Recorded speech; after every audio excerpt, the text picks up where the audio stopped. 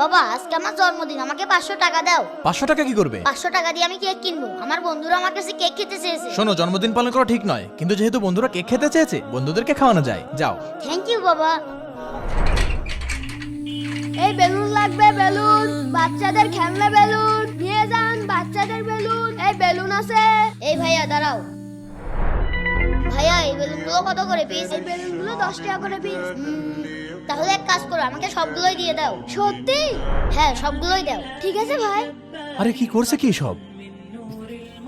এই নাও ভাই। আরে এই নাও টাকা।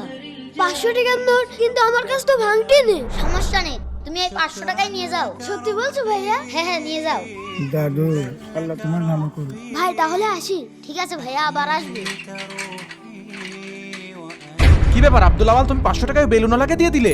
তুমি না 500 টাকা দিয়ে তোমার বন্ধুদেরকে কেক খাওয়াতে চেয়েছিলে? বাবা কেক তো অন্যদিন কেউ খাওয়াতে পারবো, কিন্তু আমার মনে হলো এই টাকাগুলো ওনাদেরই বেশি প্রয়োজন ছিল। আচ্ছা ঠিক আছে, যাও। আচ্ছা বন্ধুরা, আব্দুল আওয়াল কি ঠিক করেছে? কমেন্টে অবশ্যই জানাবে, আর এই ভিডিওতে 30,000 লাইক করে দিবে।